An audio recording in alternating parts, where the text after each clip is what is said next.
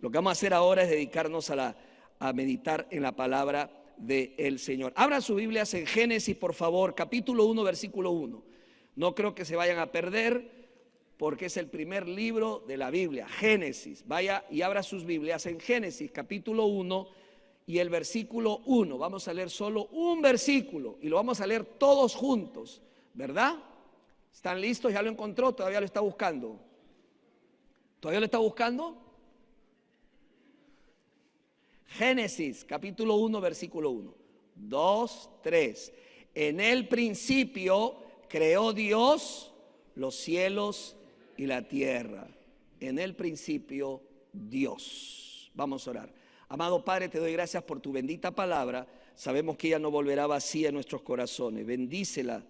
Bendícenos con ella, Señor, te lo pedimos en el nombre de Jesús. Amén. Tomen asiento, mis amados hermanos. El destacado pastor, teólogo, escritor escocés, destacado dentro del movimiento presbiteriano y conocido por su influencia en la teología reformada del siglo XVIII, escribió lo siguiente, escuche: el Evangelio es un informe del cielo para ser creído y en el cual confiar para salvación. Es un informe del cielo para nosotros y tenía toda la razón. Hoy empezamos una nueva serie, como han visto en el video, buenas noticias para ti. En medio de tantas malas noticias, tenemos buenas noticias. ¿A cuánto les gustan las buenas noticias? Amén. A mí también me encantan las buenas noticias. Y quiero empezar este primer sermón así, con este título: el Evangelio Dios. Vamos a empezar con Dios. Todo empieza con Dios. ¿Por qué? Porque Dios es el centro de todo. No eres tú, no soy yo, porque muchas veces vemos incluso en algunos movimientos que ponen al hombre como el centro de todo. Hermano, amigo, el centro de la Biblia es Dios. Y a Él se merece toda la gloria, darle todo el honor y toda la gloria. Él es el creador, nosotros somos las criaturas y tenemos que recordarlo, ¿ok? El Evangelio. ¿Qué es el Evangelio? La palabra griega es evangelion, que significa buenas noticias. Es lo mismo, el Evangelio, buenas noticias. Las buenas noticias es el Evangelio. ¿Está claro? Diga Evangelio. Y el Evangelio es tan importante, hermanos, que yo quiero hacer lo siguiente: voy a dedicarme domingo a domingo a explicarles el Evangelio, para que ninguna persona en la primera iglesia bautista salga o alguien le pregunte: ¿conoces el Evangelio? Y diga: no, no lo conozco. No, tenemos que conocer el Evangelio. Pero mire, no solamente para compartírselo a los nuevos. Amén, que tenemos que hablarles el Evangelio a los nuevos. Si usted está aquí por primera vez, escuche el Evangelio que usted necesita conocer. Pero también el Evangelio tenemos que predicárnoslo todos los días a nosotros. ¿Cuántos dicen amén? Predíquese todos los días el Evangelio a usted mismo. Todos los días recuérdese que ese Evangelio hizo posible que usted pasara de muerte a vida, de tinieblas a luz, y que nada podemos hacer sin Cristo Jesús. Amén. Muy bien. Buenas nuevas o buenas noticias, eso significa el Evangelio. Pero también la Biblia nos da pasajes que nos explican lo que es el Evangelio. Dice Romanos capítulo 1, versículos 16 y 17. Si quiere lo busca también en su Biblia. Romanos capítulo 1, versículos 16 y 17. Dice así: porque no me avergüenzo del Evangelio. Qué lindas palabras, ¿verdad? ¿Quién escribe Pablo? Pablo dice: yo no me avergüenzo del Evangelio. ¿Por qué? Dice: pues es el poder de Dios para la salvación de todo el que cree, del judío primeramente y también del griego, porque en el Evangelio la justicia de Dios se revela por fe y para fe. Hermanos, acá está la respuesta. El Evangelio es el poder de Dios para la salvación de todo aquel que cree. No sé usted, pero yo recuerdo el primer día que escuché el Evangelio y realmente fue poderoso en mi vida. Penetró mi mente, penetró mi corazón. Si hay algo que este mundo necesita saber, es el Evangelio. Amén. Es el Evangelio. Lucas 2:10 dice, pero el ángel les dijo, Lucas 2:10, perdón que no le doy tiempo de encontrarlo. Lucas 2:10. Lucas capítulo 2, versículo 10. Dice así, pero el ángel les dijo, no teman, porque les traigo buenas nuevas de gran gozo, que serán para todo el pueblo. ¿Qué trae el Evangelio? Gozo a nuestras vidas. Amén. Trae ese gozo y esa esperanza a nuestro corazón. Marcos capítulo 1, versículo 1, también nos dice un dato importante. Marcos capítulo 1, versículo 1. ¿Qué dice Marcos? Dice, el principio del Evangelio de Jesucristo, el Hijo de Dios. ¿El Evangelio de quién? El Evangelio de Jesucristo. Porque el Evangelio principalmente habla de Jesucristo, nuestro Señor. Y uno último, Mateo capítulo 4, versículo 23.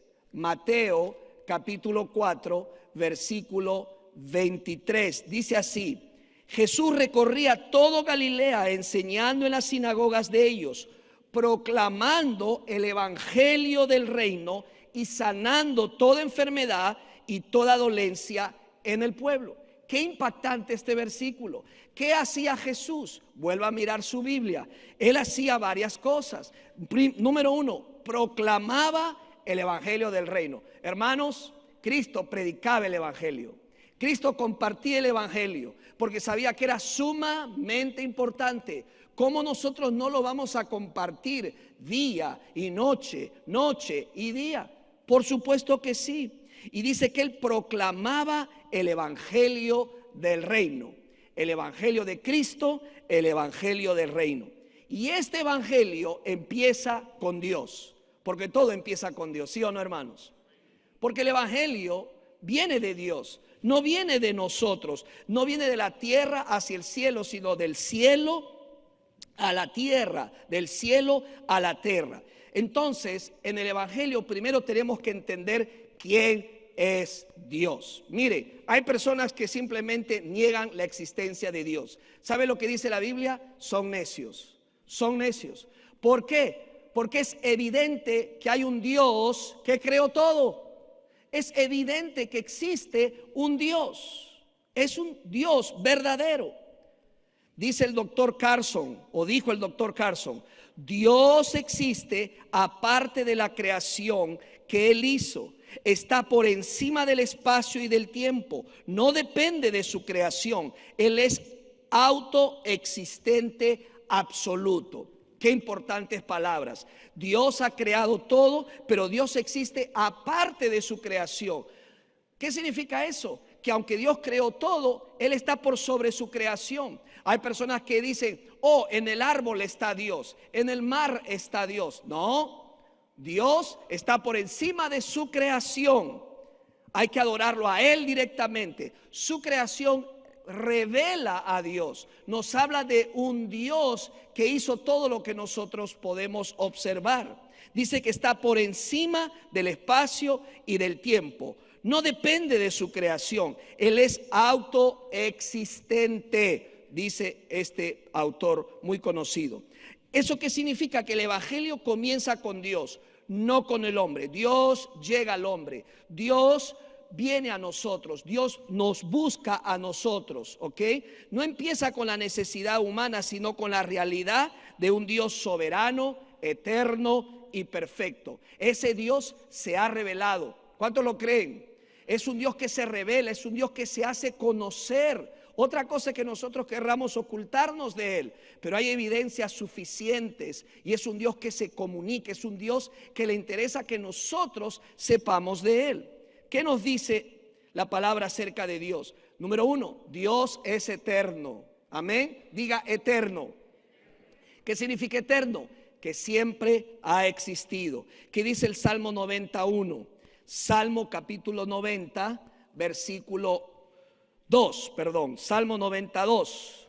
Salmos capítulo 90, versículo 2. Dice así la palabra del Señor. antes que nacieren los montes y formaras la tierra y el mundo, desde la eternidad y hasta la eternidad, tú eres Dios. ¿Cuántos dicen amén? Siempre Él ha sido Dios. Antes que empezara todo, iniciara todo, antes de eso ya estaba Dios. Y Dios es eterno, dice la palabra del Señor. ¿Qué significa? No tiene principio, no tiene fin. Él no fue creado. Todo lo que conocemos tiene un inicio, pero Dios es el origen de todo. Diga conmigo, Dios es el origen de todo. Dios es el origen de todo lo que podemos ver. Esto nos asegura su amor, su plan, su presencia, que son eternos. Pero no solamente Dios es eterno, es todopoderoso. Óigame, eso es una bendición. Tenemos un Dios todopoderoso. ¿Alguien puede decir un amén? Es un Dios todopoderoso. Mire, hay alguien que es poderoso y debo decírselo. Satanás es poderoso. Sí, hay que tenerle respeto. Mire, el diablo tiene poder. Pero le tengo una buena noticia. Dios es todopoderoso. ¿Ve la diferencia? Es todopoderoso. La Biblia dice en Jeremías 32, versículo 17. Jeremías 32, versículo 17. Oh Señor Dios, tú has hecho los cielos y la tierra con tu gran poder y con tu brazo extendido. Nada es difícil para ti. Amén. Nada es difícil para ti. No hay una situación imposible para Dios. Mire, yo no sé si usted está aquí cargando con un problema, una crisis, una dificultad, pero déjeme recordarle, en Dios usted puede vencer cada uno de sus problemas. Amén. Podemos vencer esos problemas. Tenemos un Dios de imposibles. Tenemos un Dios que llama las cosas que no son como si fueran. ¿Qué le carga? ¿Qué le quita el sueño? ¿Qué le perturba? Tráigaselo a Dios. Pero juntamente con esa preocupación, venga usted también delante del Señor. Hablaba con una persona al entrar y decíamos, a veces nuestra fuerza de voluntad no es suficiente para enfrentar una situación, un vicio o una crisis. Es verdad, nuestras fuerzas se van a debilitar. Nuestras fuerzas no van a estar al nivel de la crisis que enfrentamos. Por eso que necesitamos las fuerzas de Dios. El poder de Dios en nuestras vidas. Él es todopoderoso. El evangelio es posible porque Dios tiene poder absoluto. ¿Para qué? Para salvar, para transformar y sostener su creación. Él puede cambiar una vida. No sé cuántos pueden decir un amén. Él puede transformar una persona. Y usted va a escuchar un testimonio al final de mi participación. No hay nada que Dios no pueda hacer. ¿Sabe qué he descubierto muchas veces? Que nosotros somos las piedras de obstáculos para nuestros familiares, nuestros vecinos y amigos. ¿Sabe por qué? Porque decimos, no, esta persona no puede cambiar. Esta persona ya no va a cambiar. Está arruinado. Ya con él no se puede hacer nada. ¿No? Y tiramos la toalla. ¿Quién es usted y quién soy yo para decir que esa persona ya no tiene esperanza? ¿Alguien me está siguiendo? ¿Quiénes somos nosotros para decir, esta persona ya no hay más nada que hacer? Déjeme decirle, la Biblia cuenta historias de personas que realmente a nuestros ojos podríamos decir, ya no hay nada que hacer. Pero déjeme decirle algo, Dios tiene la última palabra.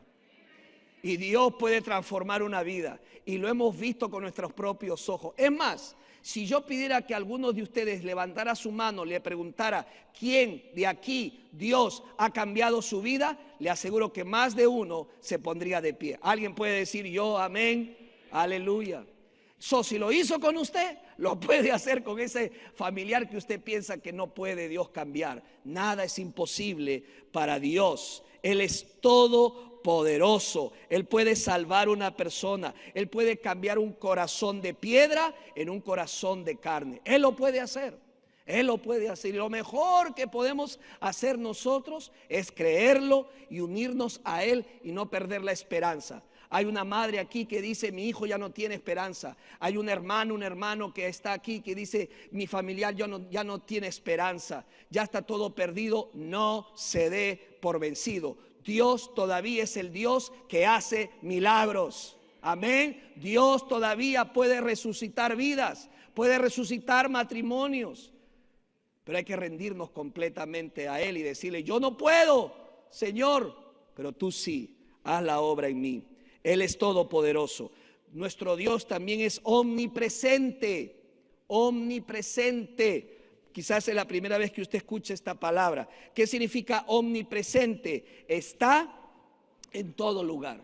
¿Eso qué significa? Vamos a ver lo que dice la Biblia. El Salmo 139, versículo 7. Salmo 139, versículo 7. ¿Qué dice la Biblia? ¿A dónde me iré de tu presencia? ¿O a dónde huiré de tu presencia? ¿Sabe qué significa esto? No podemos escaparnos de Dios. Su presencia está en todo lugar. Esto no es motivo de temor, salvo que hagamos algunas cosas malas.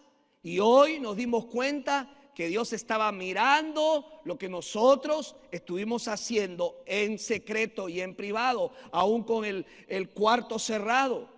Pero cuando decimos Dios es omnipresente, no es para motivo de temor para el creyente, sino de consuelo. Diga consuelo. Es motivo de consuelo. ¿Por qué? Porque Dios siempre está cerca. Amén. Hermano, hermana, usted no está solo. No está sola. Esa es una bendición para nuestras vidas. El Todopoderoso, el Creador de los cielos y la tierra, el que sustenta este universo, está con nosotros. Eso es hermoso y eso nos infunde aliento. No solamente nuestro Dios es omnipresente, también la Biblia revela que Dios es omnisciente. No es lo mismo. Omnisciente, ¿qué significa? Todo lo sabe, todo lo conoce. Mire usted, Dios sabe lo que está pensando en este momento. Aunque usted me está mirando, su cabecita probablemente esté en otro lado. Dios sabe lo que usted está pensando. Para Dios nada es algo que se le pueda escapar. Por eso es Dios, todo lo sabe.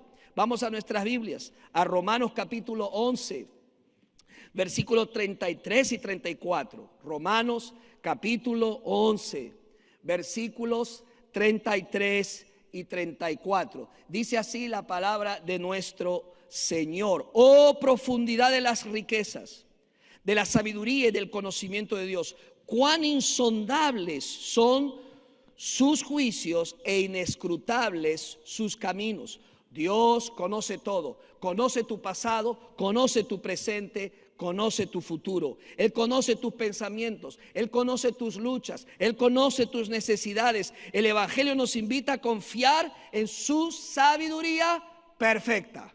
Amén, en su sabiduría perfecta. Pero no solamente es omnisciente, Él es soberano. Él es soberano, diga soberano. Mira lo que dice la Biblia en Job capítulo 12, versículo 10. Job 12, 10. En su mano está la vida de todo ser viviente y el aliento de todo ser humano. ¿Sabe qué significa esto? Dios gobierna sobre toda la creación. Dios, hermanos, está en control. Mire, Él está en control de tu vida. No te rindas si estás aquí intentando avanzar. Él está en control de tu existencia. Has llegado hasta aquí y no es casualidad. Dios está en control. Eso significa que Él es soberano. El Evangelio es una invitación a rendirse al Rey que sostiene la vida misma. Y por último, Él es inmutable. Él es inmutable. ¿Sabe qué significa esto? Que no cambia. Aleluya. Mire, todo cambia. Todo cambia y usted lo sabe. Hay amigos que cambian. La economía cambia. Todo cambia. El único que no cambia es Dios. Él es el mismo, ayer, hoy y siempre. Dice Números capítulo 23, versículo 19. La Biblia dice en Números capítulo 23, versículo 19. Dios no es hombre para que mienta, ni hijo de hombre para que se arrepienta. Lo ha dicho Él y no lo hará. Ha hablado y no lo cumplirá. Ese es nuestro Dios. Podemos tranquilamente confiar en sus promesas. Las promesas de Dios son un sí y un amén.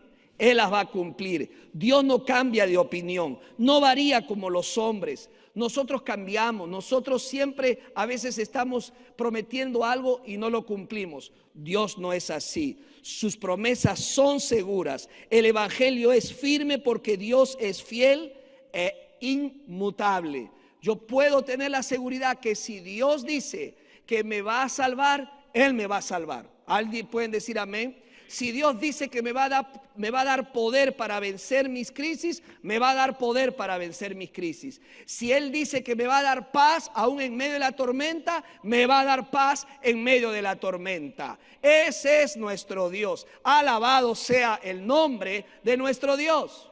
Aleluya, denle ese aplauso a Dios.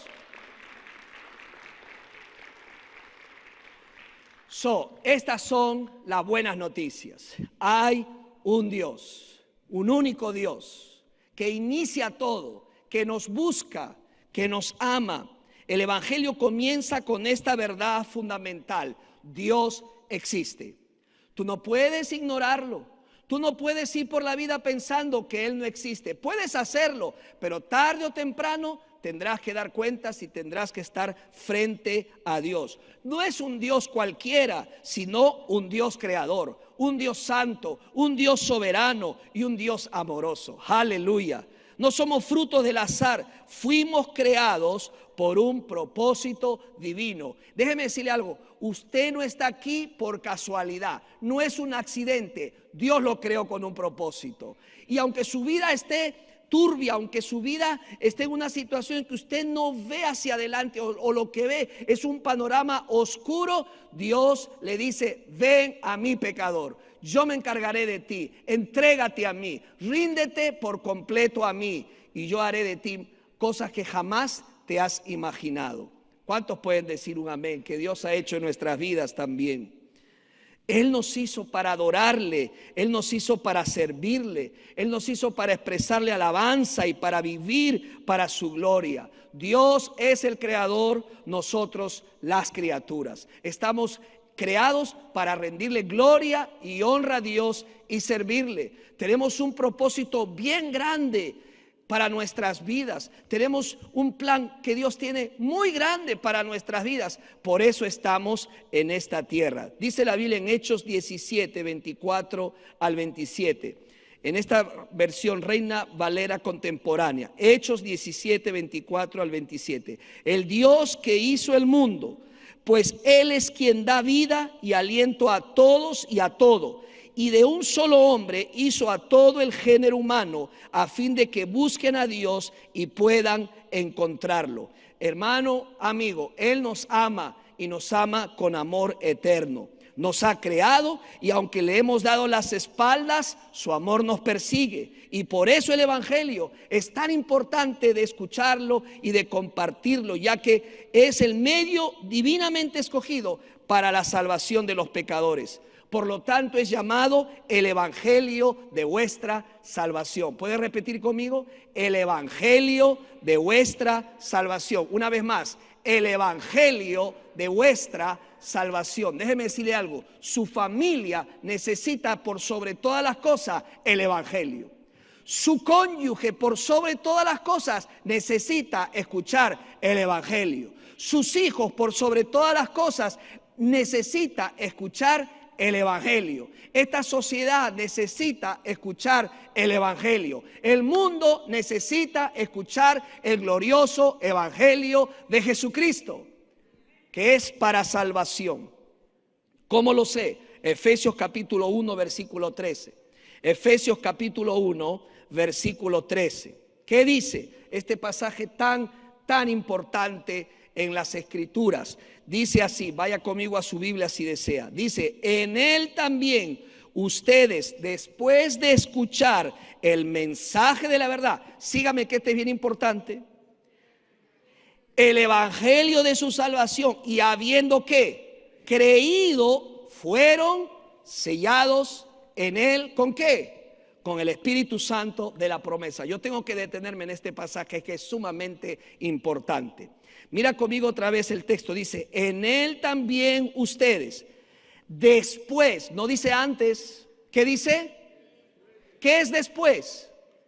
Después. ¡Wow! Después es después, no antes. ¿Después de qué? Después ¿de qué? De escuchar ¿qué? El mensaje de la verdad. ¿Cuál es el mensaje de la verdad? El evangelio de su salvación. ¿Qué tenemos que hacer primero entonces para ser salvos? Escuchar. ¿Escuchar qué? El evangelio. No es al revés, hermanos. ¿Sabe lo que dice la Biblia? Que dice la Biblia, la fe viene por el oír, y el oír por la palabra de Dios. ¿Qué tenemos que entonces hacer? Escuchar el evangelio, la palabra de verdad, el mensaje de la verdad. Una vez que he escuchado el evangelio de la salvación, y luego que dice el versículo, y habiendo creído, primero y luego, primero y luego creer.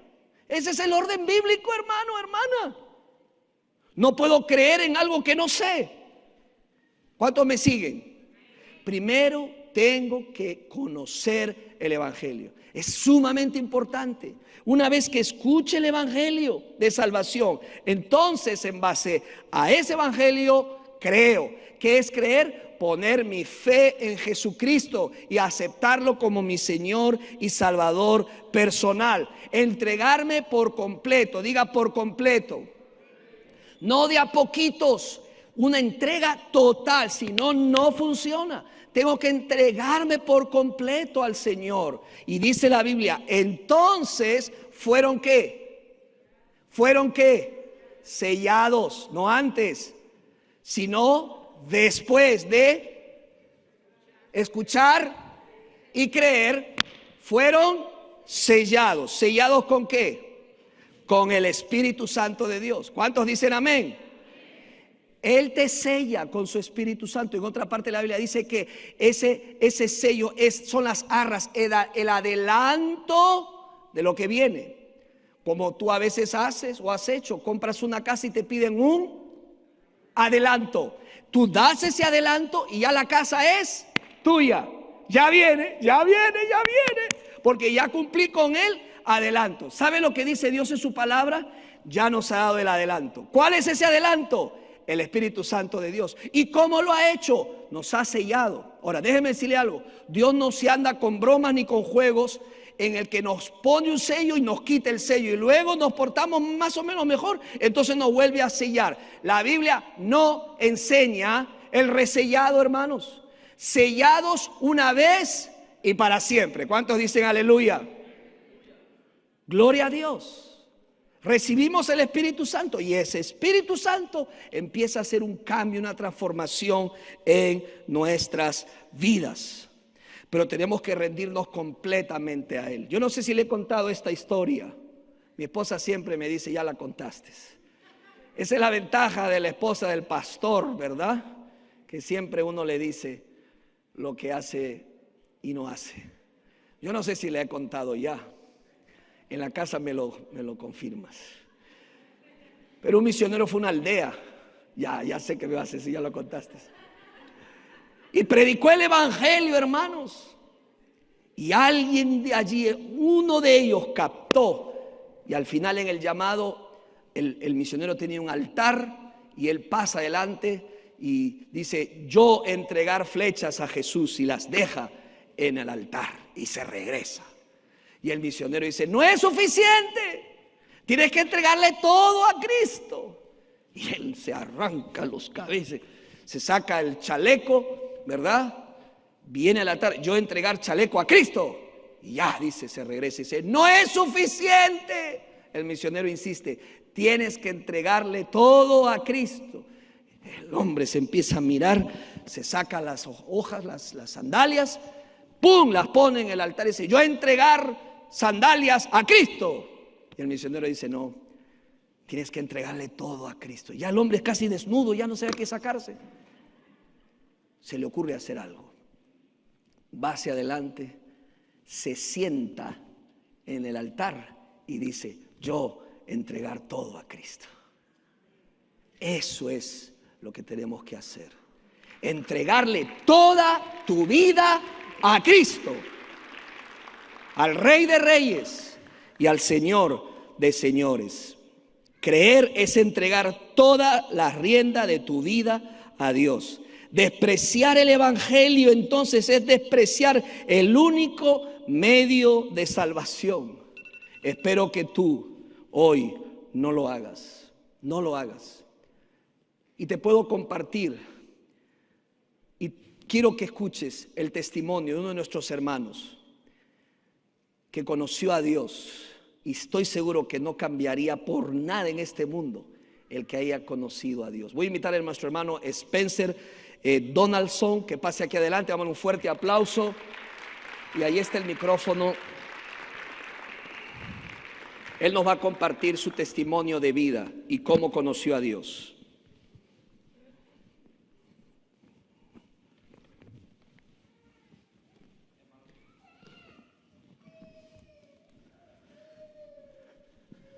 Aló. Hermano, ¿cómo están? Bendiciones. Amén. Buenas tardes. No los escucho. Con más ánimo, ¿cómo están? Así es. Pues voy a poner tiempo para que no exceda, porque no sé cómo resumir la cosa muy bien, pero vamos a hacerlo y ya va. Bueno, hermanos, buenas tardes, bendiciones a todos. Es un placer y honor formar parte del programa esta mañana. Estoy feliz y agradecido por Dios y el pastor por esta oportunidad que me han concedido. Hemos entrado en una nueva serie de predicadas que se llama Las Buenas Noticias. ¿Pero de qué o de quién? Las buenas noticias de Jesucristo, el Evangelio. Y déjamenles decir algo. Las buenas nuevas de Jesucristo son las mejores, más extraordinarias noticias que un ser humano puede escuchar jamás. Pero comienza con una de las peores noticias, que somos merecedores de la justa, divina, infinita ira de Dios.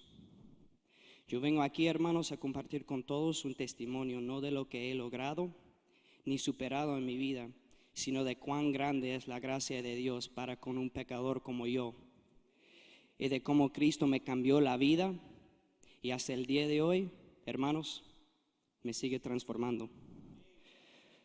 Todo para mí comienza en los montes Apalaches, en el norte de Georgia, donde yo nací. Pasaba la mayor parte de mi vida allá. Para los que no me conocen y sí me conocen, o sí me conocen, pero lo han dudado, aclaro hoy día que no soy hispano, yo soy gringo, pura cepa. No procedo de una familia hispana, nada que ver, pero yo sí vengo de una familia cristiana, entre comillas. Bien disfuncional era, pero con certeza yo digo, algo que mis padres sí hicieron con total convicción fue esforzarse al máximo para inculcarme ese deseo, ese hambre por las cosas de Dios. Desde que tuve el uso de la razón, yo he creído en Dios, y es gracias a aquel esfuerzo de parte de mi padre, especialmente mi madre. Lamentablemente la vida para mí durante esos años, tanto dentro de casa como afuera, era una trifulca total, un caos, un arroz con mango, plagada con droga, adicciones, alcoholismo, vicios y abuso sexual familiar. Mi padre falleció a los 38 años por una complicación de salud debido a metanfetamina, lo cual dejó un gran vacío en mi vida a los 8 años de edad. La pérdida de mi papá fue extremadamente difícil para mí. Como consecuencia, toda la responsabilidad de criarme cayó sobre mi mamá. Aún así, ella siguió persistiendo en su fe. Su temor a Dios dejó una huella tan grande en mi vida. Ella se rehusó de darse por vencida. Gracias a Dios, mi mamá y el ejemplo que me dio ella en uno de los momentos más difíciles de la vida, yo me encuentro aquí hoy y no muerto o en la cárcel o a lo peor enviciado en las drogas. Pero llegando aquí no era color de rosas, hermanos. El camino tuvo su proceso y su desierto. A pesar de haberme Criado con la verdad de Cristo, yo me alejé muy rápido. La disfunción e influencias con las que yo convivía no ayudaron a cultivar esa cercanía con Dios. Aunque era activo en la iglesia, no por decisión propia, pero porque mi mamá me obligaba a asistir a los servicios. Cuando cumplí 18 años, casi había dejado por completo la cosa de Dios a un lado en un estante. Ya no participaba en las funciones. Entré en una relación pecaminosa con una muchacha de la iglesia. Mi confianza en el Señor y su plan y propósito para mi vida debilitaba y ya no me eran prioridades. Yo me iba construyendo una vereda que al final me llevó a la nada. Me alisté al ejército a los 19 años, pero antes terminé la relación con la muchacha. No quería distracciones. A partir de haberme graduado del entrenamiento básico, fui muy altivo, aguerrido, pero determinado. Había decidido en mi corazón que ser soldado en el ejército era el propósito para el cual me creó Dios, pero no tenía relación con Él. Las veces que yo oraba a Dios o pasaba por la iglesia durante mi servicio militar, se cuentan los dedos de una mano. Era determinado, pero muy distraído. En el transcurso de mi carrera corta, caí en adicciones, promiscuidad y problemas legales con las fuerzas que me regían, mi liderazgo. Problemas que resultaron causando que me dieran de baja antes de la fecha prevista en mi contrato militar. En otras palabras, me botaron. La brecha entre el Señor y yo engrandeció aún más. Conseguí nuevo empleo e inicié mi vida posmilitar. Este suceso marcó el comienzo de una de las épocas más oscuras de mi vida hasta el momento. Con 22 años y una carrera fallida en el ejército a los vidrios, estaba muy deprimido.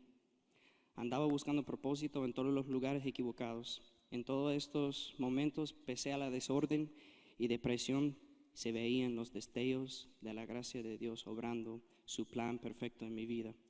Pero hice la vista gorda y seguía igual. Algo inusual pasó antes de mi salida del ejército. Dios propuso en mí un gran deseo de aprender el español. Así que acometí una travesía lingüística y me sumergí en el español. Comencé a viajar durante la pandemia a varios países: Perú, Panamá, Colombia, Costa Rica, Argentina, Brasil y algunos otros. Sentí que había descubierto mi propósito en la vida, conviviendo con la gente hispana. Sin embargo, Dios no llevó la prioridad. No había entregado mi vida a Él. En un viaje a Colombia me encontré en mucha parranda y envuelto en alcohol y la seducción engañosa de la vida nocturna de Medellín, Colombia. Terminé en un prostíbulo. Me dije que jamás haría algo tan degradante, pero ahí me encontré. Unos meses después me hice una prueba de sangre y los resultados determinaron que había contraído un ETS incurable. Con el descubrimiento de eso, me hundí más en la depresión, hasta tal punto cuando me encontré a punto de pegarme un tiro en la cabeza. Toqué fondo. Escuché una voz tan suave pero poderosa que me dijo: deténgase. Yo hice caso y poco a poco comenzó a manifestarse una transformación tan profunda, una solamente posible de lograr a través de Dios. Durante el año 2024, Dios comenzó a darme la victoria sobre todas mis adicciones, vicios, depresión. Con el apoyo y el poder de Dios dejé la pornografía. Ahora, hoy día, por primera vez en mi vida tiene un rumbo fijo hacia la presencia eterna de mi Señor y Salvador Jesús en el cielo. Hermanos, nada es imposible para mi Dios. Él sabía hasta dónde iba a llegar mi rebeldía y sufrimiento. Él sabía cuál iba a ser la gota que colmó el vaso, que terminaría en mi conversión. Antes de Cristo era un moribundo en el medio del mar, muerto en mis pecados, Efesios 2:1. Pero Dios ha sido tan bueno conmigo y misericordioso que ahora soy activo una vez más en la iglesia.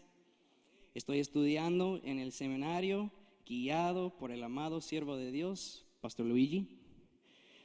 Algo que jamás me vi haciendo. Este testimonio no es el mío, más el testimonio de la obra salvífica de Dios.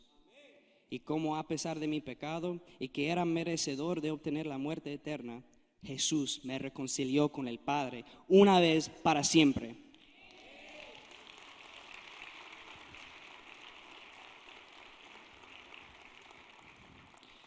Hermanos, ya no soy yo el que vive, sino el que vive en mí es Cristo Jesús. Mi base, mi fundamento, el amor de mi vida hasta la muerte.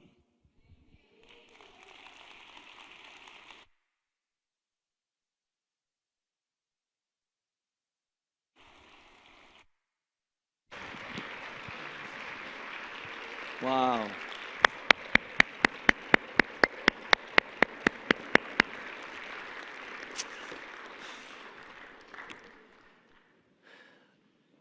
Nada es imposible para Dios.